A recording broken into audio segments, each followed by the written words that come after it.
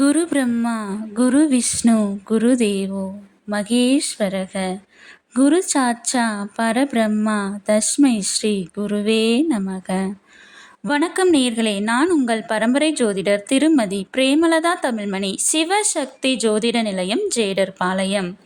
உங்கள் அனைவருக்கும் எனது இனிய ஆங்கில புத்தாண்டு நல்வாழ்த்துக்கள். இன்று இந்த வீடியோவில் சிம்ம ராசி அன்பர்களுக்கு பிறக்கவிருக்கும் 2025 எப்படி இருக்கும் என்று தெளிவாக காண உள்ளோம். ஆகையால் வீடியோவை ஸ்கிப் செய்யாமல் கடைசி வரை பார்க்கவும்.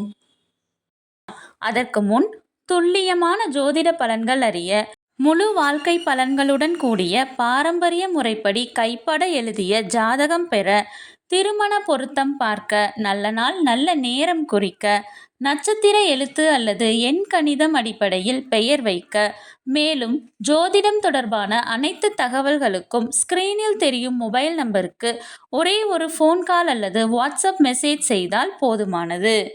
உங்கள் பிரச்சனைகள் அனைத்திற்கும் ஜோதிட ரீதியான தீர்வு பெற இனி எங்கும் செல்ல வேண்டியதில்லை. உங்கள் வீட்டிலிருந்தபடியே தொலைபேசி மூலமாக சிவசக்தி ஜோதிட நிலையத்தை அணுகவும். குறைந்த கட்டணத்தில் நிறைந்த சேவை வழங்கப்படும். சரி, இனி தலைப்பிற்குள் வரலாம்.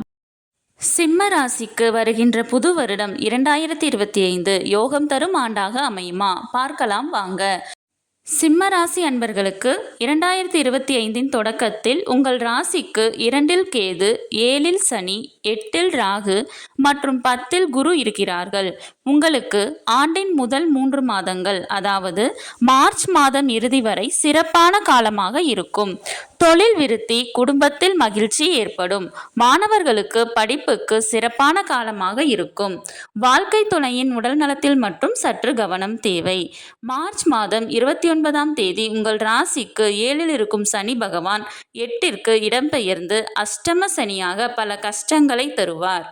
உடல் நலத்தில் அக்கறை செலுத்த வேண்டிய காலம். வண்டி வாகனங்களில் செல்லும் போது கவனம் தேவை. விபத்து அல்லது நோயினால் கண்டம் ஏற்படும் வாய்ப்பு உள்ளது. தொழிலில் பிரச்சனை, பணவரவில் சிக்கல், குடும்பத்தில் குழப்பம், பிள்ளைகளால் பிரச்சனை, பூர்வீக சொத்துக்களால் சிக்கல் ஆகியன ஏற்படும்.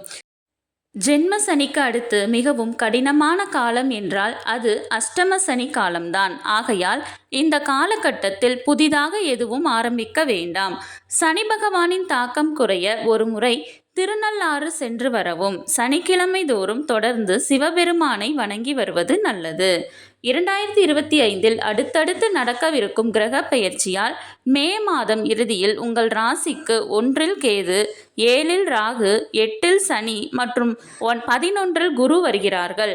அஷ்டம சனியுடன் சேர்ந்து ராகு கேதுவும் தோஷத்தை ஏற்படுத்துவார்கள். மொத்தத்தில் சிம்ம ராசி அன்பர்களுக்கு பிறக்கவிருக்கும் புது வருடம் 2025 ஏப்ரல் மாதத்திற்கு மேல் மிகவும் சிரமமான காலமாகவே இருக்கும். உங்களது சுய ஜாதகத்தின்படி நல்ல தசா நடைபெற்றால் மட்டுமே சற்று நல்லது.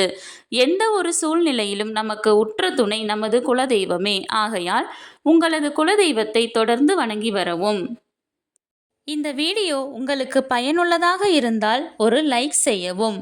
நீங்கள் பயனுள்ளதாக இருக்கும் என்று நம்பும் நபர்களுக்கு இந்த வீடியோவை ஷேர் செய்யவும்.